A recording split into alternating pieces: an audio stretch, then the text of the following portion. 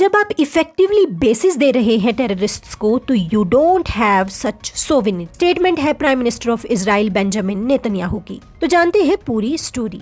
देखिए, आप सब जानते हैं कि 9 सितंबर दोपहर 3 बजे 15 फाइटर जेट्स के साथ अपनी टेक्नोलॉजी का बेस्ट इस्तेमाल करते हुए इजराइल ने कतर की कैपिटल में रेडार्स को चकमा देते हुए हमले किए थे। और तब किए थे जब हमास के लीडर युद्ध विराम के लिए वहां बातचीत करने पहुंचे हुए थे, जिसमें उनके 5 लीडर्स भी मारे गए। अब कतर ने इसे अपनी सोवेनिटी पर अटैक बताया। मिडिल ईस्ट में टेंशन्स बढ़ गई और 50 अरब इस्लामिक स्टेट्स ने इमरजेंसी मीटिंग बुला ली। अब देखिए, इजराइल की टेक्नोलॉजी और मिलिट्री पावर के सामने कतर अकेला तो खड़ा भी नहीं हो सकता, तो इस्लामिक नेशंस की मीटिंग तो होनी ही थी। दूसरी तरफ यूएस के इजराइल के साथ और कतर के साथ दोनों के साथ अच्छे रिलेशंस हैं। तो US secretary of state Marco Rubio पहुंचे यरूशलेम बैलेंस करने के लिए, या यूं कहें इजराइल से जवाब लेने के लिए। हालांकि रूबियो और ट्रंप पहले ही अटैक को क्रिटिसाइज कर चुके हैं। तो मैक्रो रूबियो ने यरूशलेम में प्राइम मिनिस्टर नेतन्याहू के साथ प्रेस कॉन्फ्रेंस में नपीतुली बात कही कि 48 होस्टेजेस वापस आने चाहिए। हमें इस बात पे फोकस है कि अब आगे क्या होगा। US will continue to encourage Qatar और उम्मीद है कि कतर एक कंस्ट्रक्टिव रोल प्ले करेगा एटसेट्रा। और प्राइम मिनिस्टर नेतन्याहू को तो डिफेंड करना ही था, तो उन्होंने कहा कि we assume full responsibility. Terrorist जो होलोकॉस्ट के टाइम से ज्यूइश को मार रहे हैं उन्हें कोई इम्यूनिटी नहीं दी जा सकती, ये उनके शब्द हैं। फिर उन्होंने कहा कि कुछ लोग कहते हैं कि हम टॉप लीडर्स को मार नहीं पाए तो ये मिशन फेल था, बट मैं कहना चाहूंगा ये फेल नहीं हुआ है। हम एक ही क्लियर मैसेज देना चाहते थे कि you can hide, you can run,